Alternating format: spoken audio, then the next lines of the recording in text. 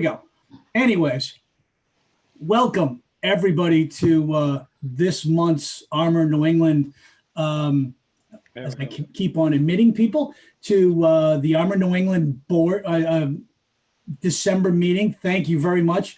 I've got this little visual on the screen since, you know, we all had to trudge through the snow to get to this particular meeting. I know Donda's up in Maine. She's got only a foot right now. I'm in Boston. I've got at least 18 inches. And Sue, you probably have the most in Connecticut. So we have it all. Bryn, welcome back to the States in this lovely weather. Perfect timing. Thank you for joining us. I'd like my pleasure, but oh my God. Hey, so welcome everybody. Really thank you for joining our meeting again. The only good thing in 2020, we get to invite more and more people. This is outstanding. We've got people from all over the country. Hello, Melissa, down from Florida. You're in the nice weather and you missed my blizzard.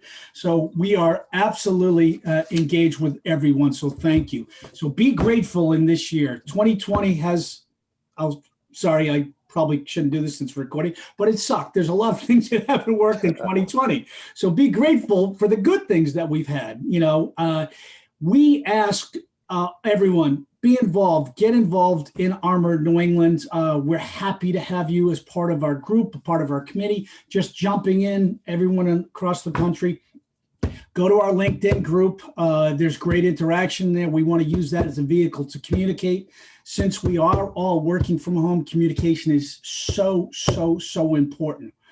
We're also looking forward to an exciting 2021 upcoming calendar. Colin Cahill, our program director, who I'm going to turn this program over to in a minute, has got a lot of good things working on that for 2020. Go to our calendar, see what's going on there. Also, special thanks to Stephanie. I see you on the line, Stephanie, and Colin and team on the programming group. We have put together a holiday charity fundraising campaign. We're giving back to New England. If you go to our page, you will absolutely see that we are donating money for the Red Cross. The chapter is actually matching donations, and if my internet is not too slow today, especially since I'm recording, you'll see it. But we're giving something back to American Red Cross locally.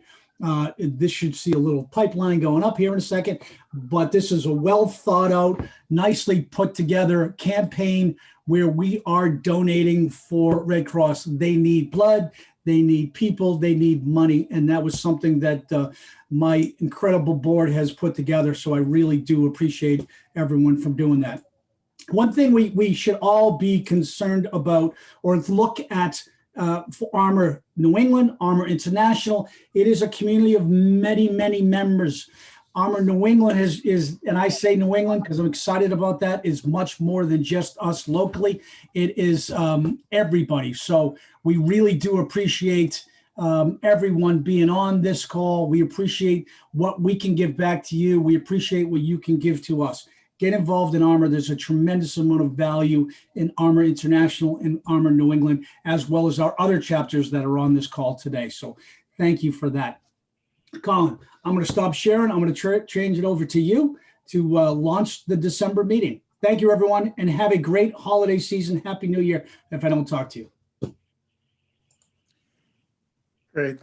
Thanks, Mark. Good afternoon, everyone. Good morning, maybe in some cases. Hope everyone has shoveled out, or maybe like me, just waiting till it's all over and then dealing with it then. Before we get into the conversation and I introduce today's panel, wanted to share a couple of things that I think would be topical. Starting with we're talking about litigation and lawyers, right, and litigation readiness. So I found this cartoon that I thought was maybe not exactly litigation related, but kind of funny, right? I need that cartoon. Yeah, you got it, David. And I'm not done yet. I have a little bit more. So what I will, and this isn't a show and tell, but I was thinking about this yesterday. since we are talking about litigation, there must be some really interesting holiday-related litigation, right? That probably is somewhat comical. So I did some searching. It didn't take very long, and I did find some. So I'll share a few with you. I think you'll all get a little. So one example of some holiday litigation: a mother in Pocatello, Idaho, sought an injunction to prevent the town's annual holiday parade from going forward because her daughter had been unfairly passed over for the Snow Queen. She lost, and the parade was held as scheduled, of course. Another example where neighbors of a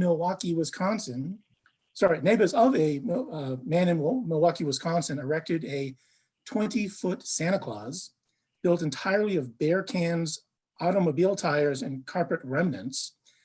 His neighbors claimed the structure violated the subdivision's restrictive covenants, and they won that case. A couple others that were somewhat comical. A man dressed as a reindeer is suing for personal injuries after being shot by a bow hunter while crossing a field following a holiday party. What else we got? One more. You said dressed as a reindeer? Dressed as a reindeer, yeah, for a holiday party. Last one, the winner of a fruitcake eating competition in Orlando sued contest organizers after being rushed to the hospital undergoing diverticulitis surgery. Yeah, there's always something. So as we dive in here to today's meeting, another thing just wanted to mention to folks. So we're kind of using the frame of the EDRM model, reference model. So hopefully most of you are familiar with that. That's really how we've organized this. And our panel is hopefully here to be able to speak to the different pieces of that. So some of the different stages of that model, just if some folks aren't familiar with it, or if you are and just need a quick reminder for today, it's moving through the stages. It's really like RIM, IG, policies, governance. Moving on, there's the identification of the scope and the breadth of discovery, preservation, collection, processing, review, analysis, and production. So those are kind of the steps that the model follows. That's where we'll hopefully be able to speak to a lot of these today. Today's speakers, I'll let them introduce each other, but before I do, real quickly, do we have Wendy on the phone, Donda? Does anyone know? Yes, we do. Great. Yeah, I'm here. Awesome. Welcome, Wendy. So I will quickly introduce, but then I'll let each one of them introduce themselves and give everyone a sense of their backgrounds. So today's panel will be Wendy Schwartz from UNUM. Wendy is senior paralegal and complex litigation manager there. We have David Baldwin, former litigation support manager at Choate Stewart and Hinckley Allen, and Bryn Bowen, who is the principal consultant at Greenheart Consulting. Bryn also recently wrote a paper for law.com, or co-authored a paper. I read it, loved it, Bryn, and I highly recommend others should check it out. The title of the paper on law.com is "A Real Leap Forward: Can Collaboration Platforms Replace Conference Rooms, Coffee Machines, and Institutional Racism?" So it's really looking at COVID and the George Floyd incident and how, hopefully there can be some positive changes resulting from both of those incidents this year, and can make improvements around collaboration within everyone's work environment. So again, great article, Bryn, and I highly encourage everyone to check it out. With that, I will turn it over for further introductions and backgrounds to our panel. I'll start with Wendy. Can you all hear me? Yes. Loud I'm and clear, calling in. Wendy. Yeah, okay. Okay. I'm calling in because I don't know, we have like 20 inches of snow. I had no power and I have no internet. So I'm calling in from my cell phone. So I can't, I'm not on the Zoom, on the interactive Zoom stuff. So I apologize for that. But yeah, so let's see. I've been a paralegal for over 20 years. I've been, most of my career has been at UNUM. I've been there for about 18 years. And I started out in claim litigation and then moved into complex litigation where I handle all of our class action lawsuits and any other anomalies that come into the company that don't neatly fit into a claim litigation type model, litigation model. Just out of curiosity, I've sort of become the e-discovery person, and I say person because we at UNUM do not yet have a defined role for that space yet. Working on it, but it's slow moving. Anything with legal is slow moving. Yeah, so that's my background. I live in New Hampshire, outside of Portsmouth, and I've known Donda, who's I think on the call as well, for about as long as I've been at UNUM. So, and she's the one that said, "Hey, I got an idea for you. Why don't you speak on this panel?" So hopefully, when we get into it, I can give you guys some decent insights from the way things work in my world at UNUM. And for those of you that don't know, UNUM is a disability insurance company. We have 3 home offices. Well, not anymore, really. We have one in Portland, Maine, one in Chattanooga, Tennessee, and we used to have one in Worcester, but now that's a completely remote workforce. And yeah, so that's the deal with Wendy. Excellent. Thank you, Wendy. David, you want to go next? Yeah, I was involved with the collection and review of documents for litigation for a very long time. I got started in 82. Well, around 82. And about the time when computers were just starting to really take off. And I credit myself with being among the first to marry up the idea of document collection and review and the use of computers and computer databases. And I did that in various forms and capacities for a long time, most recently for 11 years at Choate, managing their litigation, e-discovery operation. I've been away from it for a while, but there are certain things you just don't forget. So when Colin called, I said, well, yeah, there's a couple of things. In other words, the benefit of being away for a while is the extraneous stuff falls away, and what remains is, okay, these are still the things that are really critically important and the principles that I use to operate. So I thought it would be fun to participate here. Excellent. Thank you, David. Glad you did. And last but not least, Mr. Bryn Bowen. Colin, thank you so much. And My pleasure. thank you, by the way, for that awesome plug of the most recent article. That Yeah. No, I loved it. That's right. So thank you. So I'm looking at the participants on this, and I feel like I know about half of you. Some really well. I'm talking to you, Melissa Detterer, Jackie Cheslow, Heidi Bogner. Well, okay. Hi, Bryn. I've actually known Melissa since I started working in the professional world, and that was a long time ago. We worked together at Simpson Thacher and Bartlett. Back in 1988. You're not supposed to put dates on these things, Melissa, because then, I was going to say, David, I was 1982, the year I was born. Wow.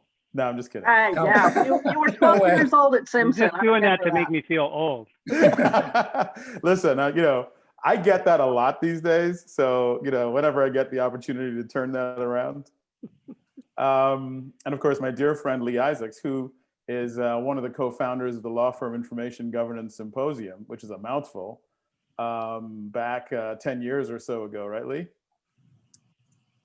And Yep, about 10 years ago. Yep. And that's, principally why I'm on this call, because Colin thought it would be, interesting to have the information governance, the upstream part of this, represented by someone who's been at the forefront of the legal industry, in this arena. So I'm really excited about this. I'm currently, as Colin mentioned, I'm currently the principal consultant at Greenheart Consulting, which is a boutique governance, risk, and compliance consulting shop. And it's we also dabble a little in knowledge, and our latest projects are around implementing collaboration platforms, which is why I wrote the article. All right. Fantastic. Thank you, Bryn. Thanks, Wendy. Thanks, David. One last piece of business before we jump in. I'm going to share my screen again. So David was kind enough to share a document. He's cleansed it, right? So it's been sanitized. There's no client information, but he shared a generic document collection memo that he would have used in the past. And just a lot of you have probably seen these, but just in case, here it is. And David, if there's anything you want to say. We're starting here. Okay, we're going to jump right in. Yeah. Sure. So I guess this is, as Colin said, this is a typical, reasonably typical litigation document discovery request. It's not literally a discovery request. At some point, I had created a hybrid document from assembled a document from a number of actual litigation discovery requests. But the content is highly representative.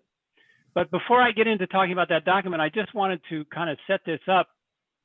If you look at the EDRM, and I was reminded that there was such a thing, they kind of gloss over the interface between, they just say, I think they say request, hang on, identification, and then you have preservation and collection. Like these things just happen very smoothly. But I wanted to ask a question. Is there anyone in the group who has never seen or been presented with a request for documents in the course of a litigation? Well, maybe it's everybody. I don't know how you do that on a Zoom.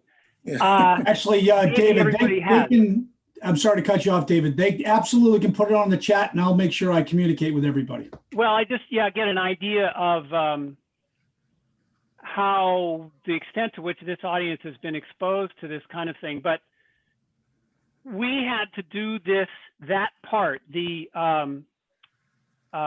says, in other words, it says identification, preservation, and collection. The identification and preservation usually is happening under the aegis of records management and information governance and compliance, all of which is internal to the operation of the organization. The only reason you ever collect documents in this way, so there might be a lot of reasons you collect documents internally for various purposes, but the only reason you ever do it in the context of litigation is because someone outside the organization wants a bunch of documents that are under your possession and control. And at that point, you run into something that's very common it's essentially litigation document collection is essentially a search operation. It's no different than a Google search. You run into something that's very common to search, which is there is a mismatch between the methods of organization, let's say, of the searcher, or the knowledge and information known to the searcher, and the methods used to organize the material being searched. And typically what it comes down to is we're looking for X, but the body of information we're searching wasn't organized or designed to respond to a search for X. It was respond to a search for B. And then the process kind of breaks down. So to make this real for the records managers here, you spend your time patiently designing systems and policies and procedures and arranging for documents to be stored and managed and identified and controlled and so on. And then along comes the litigation request. And I just wanted to, if we can, Colin, if you can scroll down a little bit, I think I'm looking for one of these first ones that was in green. Somewhere there's going to be a green, wasn't it on the first page? No? Let me get rid of this. Oh yeah, monthly revenue statements. There we go. Okay, so there's, I mean, so you can read these and you can see here monthly revenue statements from January 2005 to the present. Okay, typically that's going to be easy because that's a specific document type that document type is relevant to the business operation. And so their business is going to know where to go find those documents, and they will know if they have all of them. That's relatively simple. But if we, let's say, let's go back up a little bit. I should have this open on my screen so I can see, but let's go back up. Oh, here we are at the top. Okay, go down. There's one about, keep going. Here we are. 3B, documents concerning AOP's presence or activities in the United States. There we go. Right there.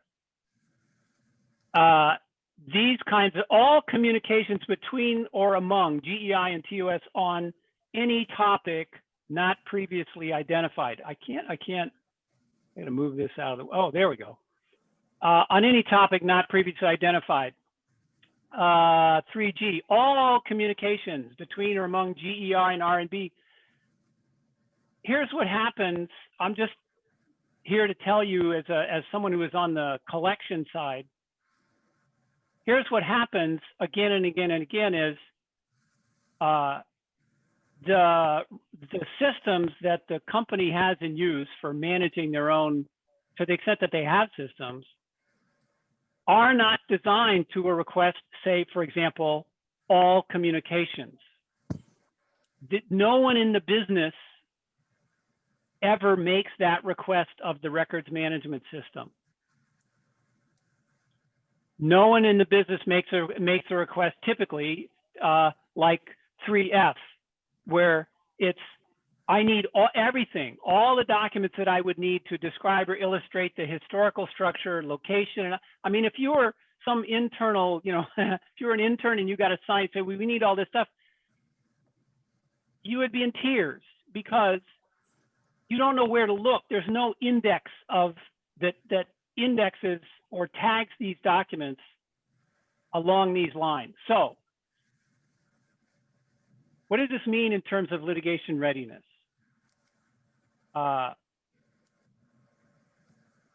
What it means is readiness is going to be just like what the banks go through. We've all heard of the stress tests that the banks are subjected to find out, okay, can they remain solvent under adverse conditions? To take a document like this and turn around and say, well, how would we find all of these documents and how long would it take us to find them, get them out of our systems and make them available to the person who's asking for them? That would be the equivalent of a stress test, a realistic stress test. And when I say realistic, I mean, you kind of actually have to try to do this because let's take email, for example.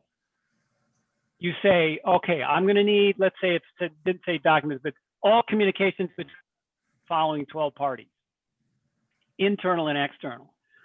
And you turn to the person who's in charge of maintaining the email system and probably the email archiving system, one of the systems that are in use now. so that you're not talking directly to an Exchange server. And they would say, oh yeah, any email since 2005 would be in the archive. And you say, okay, could we find them all? Oh yeah, I can find any email in the system within 2.5 seconds. You know, that's how fast the archive is. And we say, okay, how long would it take to find all of them all at once?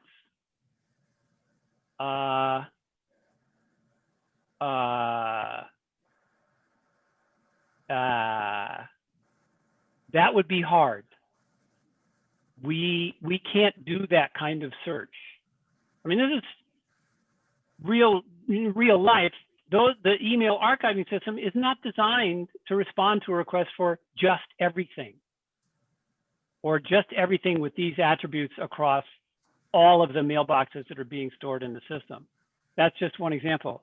Okay, so let's say we figure out a way to find them all. How long would it take to get them out? Well, you might want to try it, because we found again and again that, once again, in the normal course of business, who on earth makes a request to download out of the archiving system 45 gigabytes worth of email? It just doesn't, it's just not something that happens. So this would be my contribution to the domain of litigation readiness, which is get your hands on a document like this. If you've seen them, go dig them out and go paste together, like I did, something, a kind of a test document that says, okay, if we can find these things in a reasonable period of time and get them outside of our systems in a reasonable period of time, we're probably okay. But you would want to actually make some tests to find out, can we actually do it? Because it's just a simple fact, like I said, that the kinds of requests you're going to find on these documents, and you know, I watch too much of NCIS, and you constantly hear Special Agent Gibbs saying, that was not a request. And, you know, when the litigators show up at your door with one of these in their hands and they say, we have, well, I say the litigators, your own attorneys show up at your door and say, we have to collect these documents. They mean they have to collect these documents. They're the ones who are responsible for making sure that, yes, they were 100% compliant with these requests, because they get in a lot of trouble if they don't get it all. So they don't care that it's hard to find or that it's hard to get out. That's not their problem. It's going to be the company's problem if they try to say, oh no, we couldn't get that. It would take us 5 weeks to get that, and they need it for to respond to a discovery request. That's the deadline is Friday. All right, I'll pause there for a minute. Any questions coming up so far? No questions on the chat, but a lot of comments back and forth. Donda made the comment that the items are too broad. Bryn very nicely said they really are. That's the job of the defense. Responding counsel to narrow the scope of the request and not have a fishing exhibition masquerading a collection preservation request. Whew. Yeah. Not only that, Jackie made a good point. By the way, it's not a gazillion years ago, Jackie, that she started doing, as a litigation paralegal, she started overseeing legal holds, and she still does it to this day. Right. Couple of comments. Yeah, actually, yeah, the legal hold, I was going to get to that. That's, you know, that's a good point about the scope, and that is a battle between the opposing sides, you know, the attorneys on each side. However, I would submit that you making the assumption that these requests are too broad would be a risk, because that's precisely why you do this, is because those requests are representative of the broadness of the requests you are entirely likely to receive in an aggressive litigation. And the defense counsel may not be able to limit the scope. sufficiently to make it precise, or So to that'd make be a it more great precise. question for Wendy. Wendy, what happens to you when you're faced with, these overly broad, requests in your, everyday world? What do you do? How do you respond? Sorry, new problems. What do I do? Well, we definitely always try to reduce the scope, and we do a lot of objections based upon burdensome and the broadness of it. And but always in our responses, we object, but we always offer them up something that's reasonable, given the facts of the case. So, for example, class actions, right? Class actions are nationwide. You have a named class member who resides in the state of California. Bad example. California is awful. Sorry if anyone's on California time, but so we'll say this is too broad, but we'll give you up X, Y, and Z from California type of situations. Yeah, or very often they might say, okay, look, because these requests will cover, large numbers of people in an organization, and one of the limitations might be, okay, look, let's take 10 custodians first, and see how well that responds. But let's not take all 50 of the custodians all at once. And we do a lot with, we try and narrow the scope also by like statutory laws for filing a lawsuit. So sometimes they'll come back and they'll be like, we want everything from 1995. And we're like, no. The law in the state is you can go back 3 years. So we'll give you 3 years worth of stuff. Right. So, but my message to this group as a litigation support manager, my job was to manage this collection and deliver the material in a reviewable form to the attorneys. And my contribution to this group is to say, you inevitably, because of this mismatch between just the nature, never mind the broadness, but the nature of these requests and the nature of the records management systems, that they're designed for two entirely different systems of organizing and identifying information, that's going to or can lead to difficulty in the physical extraction of this information, location and extraction of this information from the systems that are involved. It's just common, no matter the nature of the request. It's just, this is what happens at that interface. Right. And the only other, sorry. Well, I just want to mention, there's a corollary to this, which is, what has to do with, preservation. For this reason, because of the volume of business material, the volume of electronic business documents that we're talking about these days, you want to preserve for your business purposes, but you want to get rid of anything you don't have to preserve, because otherwise it's lying there and it's subject to a request. It can suddenly be your responsibility to search and collect and deliver stuff that maybe you wish wasn't there anymore. However, and the attorneys will be very familiar with this, the minute there might be a litigation on any topic, you can't get rid of it. If that material might be responsive, you can't get rid of it. And I know that there are components of records management systems that manage the legal hold, which says, no, we can't get rid of this because it might be or is subject to a litigation. So those are the two things. One, make sure you're not keeping stuff you don't have to. But two, take this seriously, do a fire drill, test yourself and see, and use somebody else's litigation discovery request, that doesn't care about your system and doesn't know about your system and is not familiar with it. You won't be tempted to design a request that works really great with your retrieval systems. The webinar, getting caught up on some emails. what you doing? So one of the things that I wanted to, I would sort of divide this very vast universe into two sort of general areas.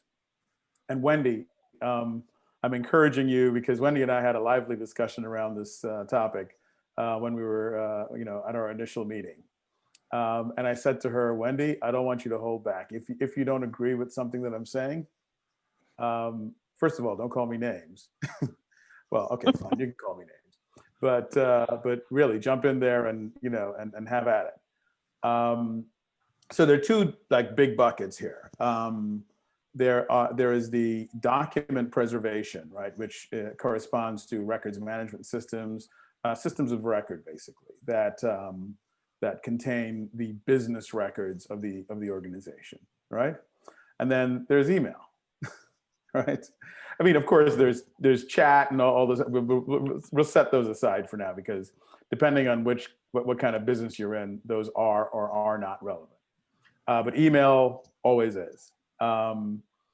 And it's really, so in the systems of record, particularly the ones, if your company happens to have a more recently developed one, the metadata parsing that occurs is a lot more sophisticated than it used to be. So it is, and this is where you jump in, Wendy, and tell me, what are you talking about, Bryn? No way. And so it might be easier to actually, structure a query or a series of queries to get, that are responsive to the request that you have, right? I would agree with that. Whoa, okay. All right. All right, we're getting to email though. So Maybe, email, right? Bryn, maybe before you do, I mean, kind of what I'm hearing is we may have, there's maybe some slightly different ways of looking at the world from the records IG side and the discovery side. And maybe, and you mentioned this yesterday when we were prepping, even just, the question of what is a record, and how that gets defined, how people are thinking about that on different sides. How can we even rationalize that? Does that make sense? Right. Like I think we had talked about the different perspectives, right? Records retention folks only care about records, and they have a record retention policy that defines what those records are. And it will define how long you need the life cycle of them, closed plus whatever years or whatever your business is. For me, I don't care about just records. I care about everything. I care about the data, the information, whether it's a record or not. If it's under the roof of the company, that's what I have to go look for from an e-discovery perspective. So sometimes I think when there's just a disconnect sometimes, and not so much between legal departments, and I don't know how other corporations are set up, but our records retention folks and our compliance and policy folks all reside under the same sub umbrella within UNUM. So we all work really, really closely together, so we know what the left hand, for the most part, and the right hand are doing.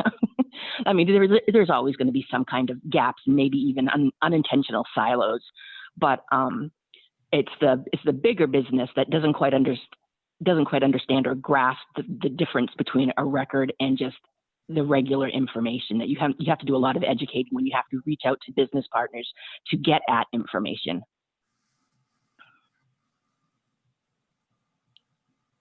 Yeah, I mean that is quite true. I would, there's actually a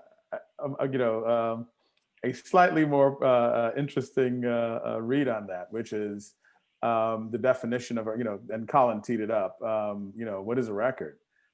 So I have always defaulted, and I know there are a number of us who default to this, that a record is something that is pertinent to the business.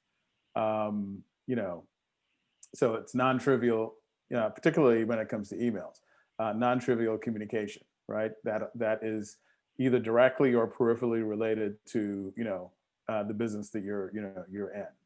And so this is why I think this is where because this is not not necessarily a formal definition. I mean, Jesse Wilkins, if you want to jump in and, and play Jesse's eyebrows just went through the roof. Comment on this. I've seen varying, attempts to define what a record is, and invariably they're not satisfying because, it's either too general or too specific. But my sort of sounding board on that is this bit of information, is this document, is this email, whatever it is this pertinent to the business? And then if it is, that's a record. And it should be treated as such, subject to disposition rules. Notice I carefully don't call them retention rules, because everybody wants to get rid of stuff. The default is to retain it, right?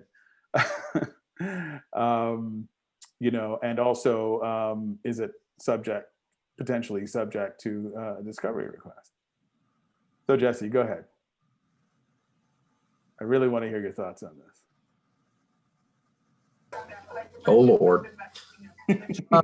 I guess my thought is that I partially agree with that, and I partially agree with the lady who spoke before that. And I think in my head, a record is something that's important to the business such that it needs to be managed more formally. And that equally, courts don't necessarily care if something is a record or not. They care, do you have it, and is it potentially pertinent? And so I'm not at all a fan of keeping things just in case, as Jackie had posted in the chat. I'm in favor of addressing everything, not just records, but all of the information. But I think that in some ways it obfuscates the issue at hand if we get bogged down in just the discussion of records versus non-records. I'd rather spend the time thinking about, is it business related? Do we have to manage it for some particular reason other than just in case? And if we do, how do we do that most efficiently and in a way that is most effective for the organization? And that's a lot of word salad, but I'm getting over COVID, so pardon me. No, that's actually pretty, that's directionally where I was hoping you'd go. Lee Isaacs. This is great, like knowing people on the call. Are you delegating some of your speaking responsibilities? As always, Lee, busted. I wanted to interject. I'm not an attorney, but I think the attorneys will back me up. Is when it push comes to shove and the litigation request is in play, the courts do not care about that distinction. If it's under there's your something, possession and control, you have to hand it over. Yep, I agree with that. Right. So basically, something being designated a record or not, when it comes to discovery, is the material. Right. So then why do we make that distinction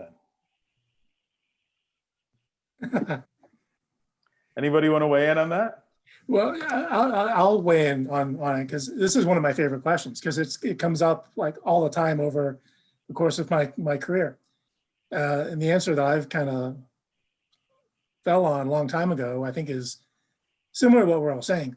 It's any sort of formal definition of a record, I just don't think applies because it is anything that an organization has that is responsive to a litigation at that particular time.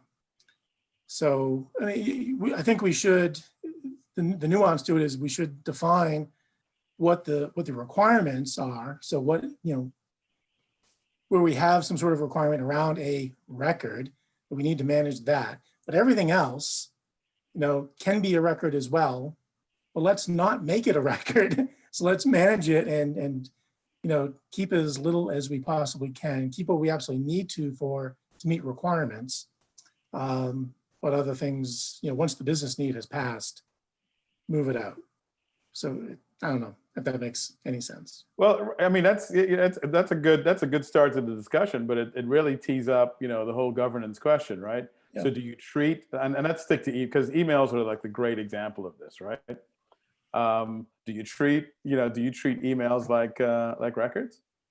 I mean, or potential records? And if so, how do you do that? Like, should you formalize that process? Should you have them ingested into your records management system? Does it depend on what kind of industry you're in?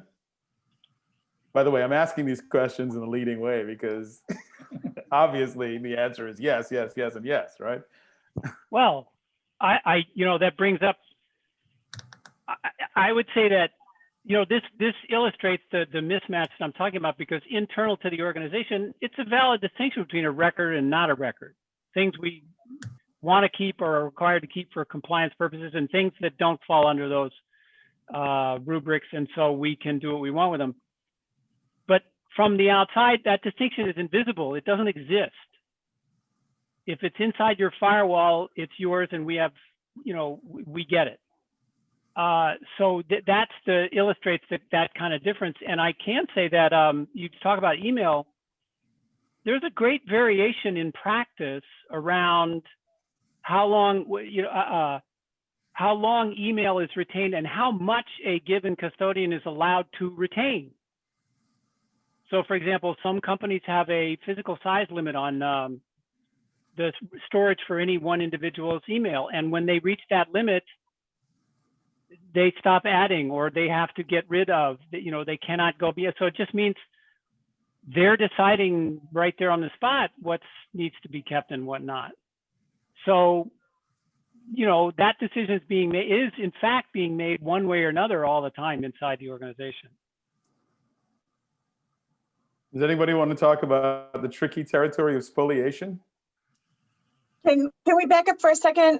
John Curran had a very good question in there about defensible destruction. I don't know if now's the time to discuss it or if there's a better place, but he said that maybe the question is, what is not a record? Can defensible destruction apply?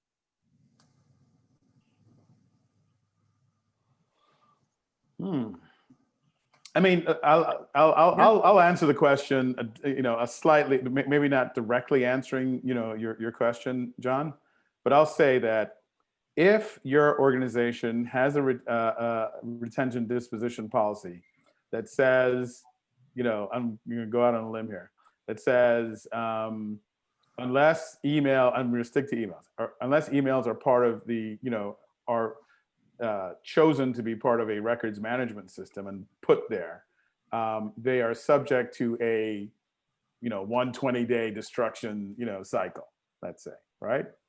And if that is consistently, if this is a retention disposition policy that has been signed off by the appropriate lawyers, and the entire enterprise has been doing it for the last X years, right?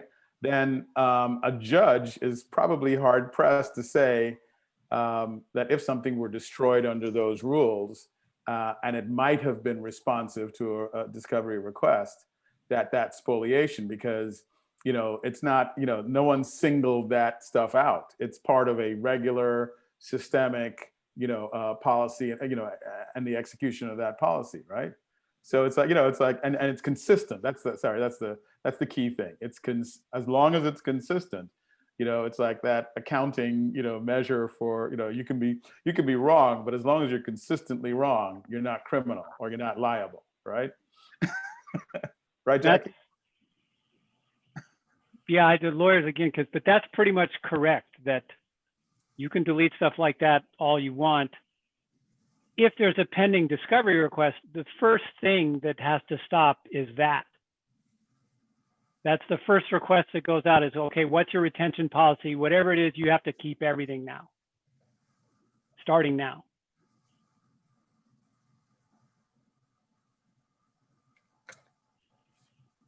I was going to want to circle back unless we have more questions, but maybe just real quickly. So earlier, David mentioned recommended stress testing your organization's policies and responsiveness to a litigation.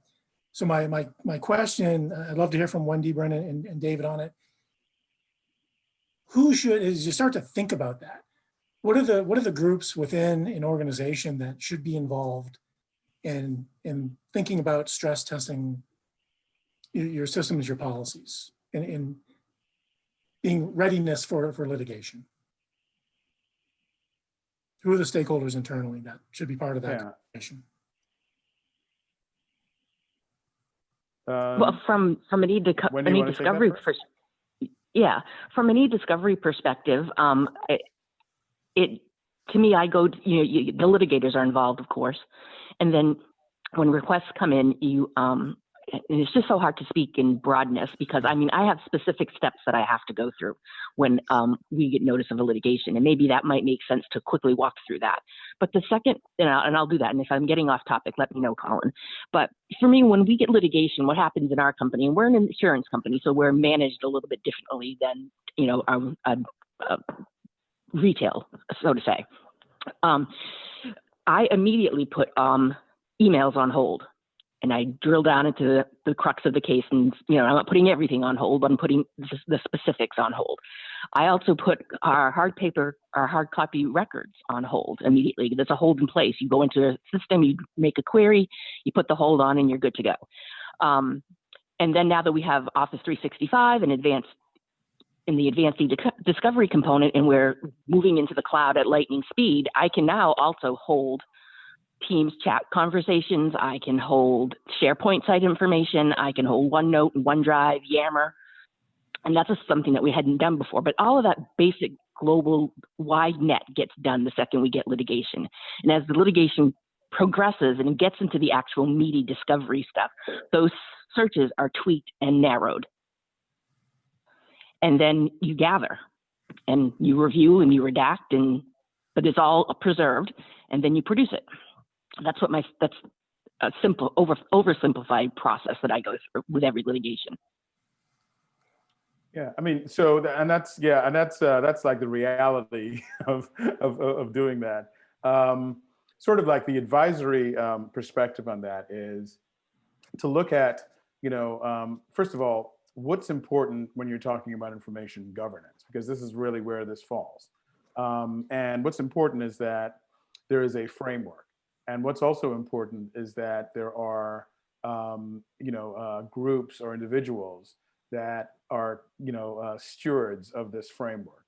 And so basically anyone who is a steward of the information governance process is someone who should be involved in any kind of stress testing, right? So, absolutely, yeah. It's in many organizations, there is an Information Governance Steering Committee, composed of, all the prime business stakeholders, plus the owners or controllers of information repositories, the folks in IT who are responsible for moving information and data around. Those are all the folks who should be involved in the stress test. Yeah, no, that's excellent. Excellent. I know we've only have 4 minutes left, and I know we have some of our panel and others will need to jump at 2. So any last questions or remarks that you want to make, Mark?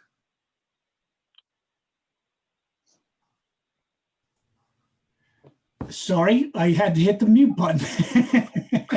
Sorry, it must be all the snow around me. No, I'm good. I'm just trying to keep an eye on time for everyone, this and that. I think it's probably best to ask the panel for closing remarks, not me. Obviously, I'm here to promote our chapter, but I love the discussion. It's going great. Thanks, Colin. And actually, I'm looking at the comments. Jesse, your comment is really good. I have one addition. This is the disposition has to stop once the awareness of pending action happens. It's pending and contemplated action. So if, if you're in pharma, for example, chances are you shouldn't be destroying anything because pharma is nothing but litigation. Yeah. Right. So to make a defensible argument that you didn't contemplate that this, this thing you were working on could be subject to some sort of litigation, that dog don't hunt in pharma. That's my ending comment. Well said. I would just say that this Heidi reminded me that this is getting easier. Like Microsoft, just as I stepped away, that e-discovery component of Exchange was just rolling out, and now it's probably much more advanced, like the litigation holds and so on. But nevertheless, I would take seriously my advice to run it, run a test once in a while, a fire drill, and just make sure that you are in fact ready. Your Great. data maps are going to be helpful too. Just throwing that out there. Yeah. Good point, Donda. That's a great point, Donda. You don't have one, make one. Yeah. Don't make it up though. Like make sure it's accurate. Yeah, right. No, No, do the make sure work, it's right? accurate. All right. Well, I would just say, as being Okay. a newbie into the Office 365 Advanced e-discovery world, that has been, this is a personal statement, that has been a struggle for me and the people that do that kind of work. Just like everything Microsoft, right? It's in the cloud. And the second you figure out how to do it, it's everywhere. They go behind the scenes and they well. change it. Right. So I've actually That's been great. struggling. I'll even tell you, I've had a couple of searches that I've been trying to do that I can't get to work. Like I'm very specific. So you would think I would get like 10 emails. I get back like 500,000 emails or 500,000 documents. I'm like, I only asked for a day's worth of something. So, Your Honor, I rest my case. Right. So, but yes, that's my closing statement, is that just being new to that world, if you're not yet heavily into the cloud, be prepared for a huge learning curve. Excellent. Well, thank you, Wendy, Bryn, David. Thank you all. Thanks everyone for joining us. Sounds like we could go on. Maybe we should have a part 2.